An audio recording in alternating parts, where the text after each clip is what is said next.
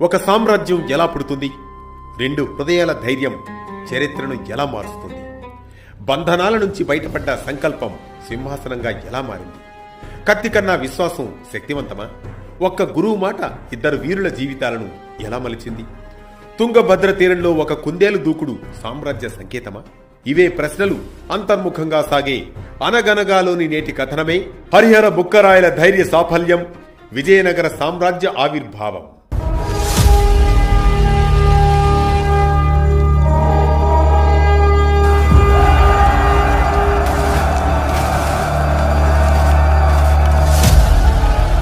భారతదేశం రాజకీయ అశాంతితో తల్లడిల్లుతున్న కాలమని. కాకతీయ సామ్రాజ్యం పతనమైంది. ఢిల్లీ సుల్తానుల దండయాత్రలు ధర్మాన్ని, దేవాలయాలను, ప్రజల ఆత్మవిశ్వాసాన్ని భారీగా దెబ్బతీస్తున్న రోజులని. ఆ చీకటి కాలంలో కర్ణాటకలోని మంగళనిలయ నివాసి సంగముని కుమారులు హరిహరరాయలు, బుక్కరాయలు 1336లో విజయనగర సామ్రాజ్యాన్ని స్థాపించారు. వారు మొదట కాకతీయ రాజ్యానికి సైనికాధికారులు. కాకతీయుల పతనంతో వారు ఢిల్లీ సుల్తానుల చెరలో పడ్డారు. అది కాకతీయ రెండో ప్రతాపరుద్రుడి పాలనా కాలం. దక్షిణ భారతానికి ధర్మమై కవచంగా ఉన్న రోజులు. ఆ రాజ్యసభలోనే సేవ చేశారు సంగమ వంశానికి చెందిన ఇద్దరు అన్నదమ్ములు హరిహరరాయలు, బుక్కరాయలు. అన్నా, కాకతీయ ధ్వజం కూలిపోనుందా అంటూ బుక్కరాయలు హరిహరరాయలను ప్రశ్నిస్తాడు.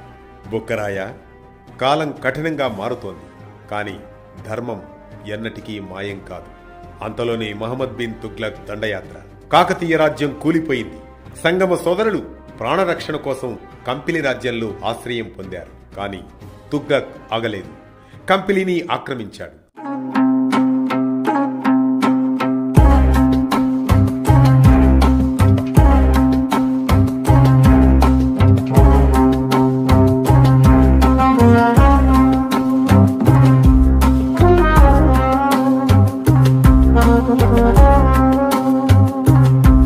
సంగమ సోదరుల్ని బంధిస్తాడు, ఢిల్లీకి తీసుకెళతాడు. ఆ సమయంలో బుక్కరాయలు ఆవేదనతో తన అన్నతో ఇలా సంభాషిస్తాడు.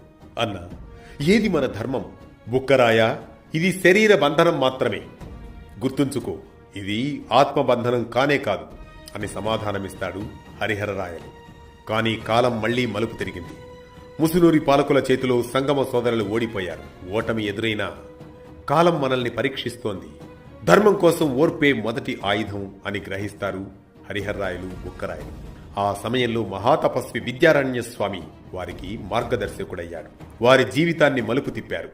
ఆ సమయంలో విద్యారణ్య స్వామి హరిహరరాయలు, బుక్కరాయలతో, ఇదిగో హరిహరరాయ, బుక్కరాయ, మీరు బందీలు ఎన్నటికీ కాదు, భవిష్యత్ సామ్రాజ్యానికి బీజాలు. దక్షిణ భారతదేశం మీకోసం ఎదురు చూస్తోంది. ఆ మాటలు వారి రక్తంలో అగ్నిని పోశాయి. చెర నుంచి తప్పించుకుని తుంగభద్ర నదీ తీరానికి వచ్చారు. అక్కడ ఒక అద్భుత సంకేతం. వేటలో ఉన్న కుందేలు వెనుకాడకుండా వేట కుక్కలపైనే దూకింది.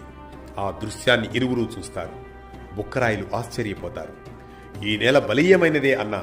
అవును తమ్ముడు, ఇక్కడే ధర్మం మళ్లీ పునరుద్ధరించాలి, మన రూపంలో. అన్నా, చెరలో మన శరీరాలు ఉన్నా మన ఆత్మ ఇంకా బతికే ఉంది. తమ్ముడు, ఈ బంధనమే మన జీవితానికి మలుపు. ఇక్కడే మనకు సంకల్పం పుడుతోంది. అన్నా, కత్తి ఎత్తాలా? కత్తి కాదు బుక్కరాయ, ధైర్యమే ముందు. యుద్ధ మృదంగాలు మోగాయి. తుంగభద్రా తీరంలో ఆకాశం బరువెక్కింది. ఖడ్గాల మెరుపులు సూర్యకాంతినే చీల్చాయి. గుర్రాల కాళ్ల మోతకు భూమి కంపించింది. హరిహరుడి కంఠస్వరంలో గర్జన, ధర్మానికి వెనుకడుగు లేదు అనేది. బుక్కరాయల ఖడ్గం అగ్నిలా మెరిసింది. శత్రుసేన వరదలా దూసుకొచ్చి అన్నదమ్ముల ధైర్యానికి తాగి చెదరిపోయింది. రక్తం నేలను తడిపింది. రణక్షేత్రం రుద్రాంశం ధరించింది. చివరకు శత్రువు మోకరిల్లాడు. విజయం విజయనగరానికి తొలిశ్వాస అయింది. హరిహరరాయలు, బుక్కరాయలు ఢిల్లీ సుల్తానుల దక్షిణ ప్రతినిధులతో, ధర్మానికి విరోధంగా ఉన్న శక్తులతో యుద్ధం చేశారు.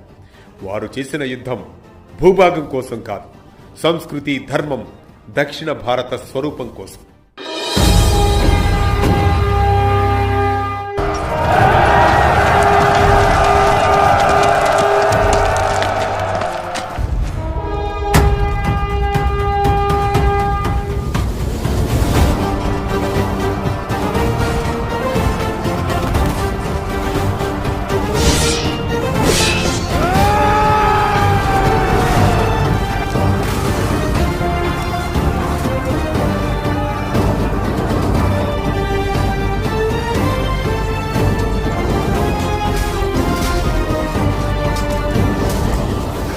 శత్రువు వెనుదిరిగాడు.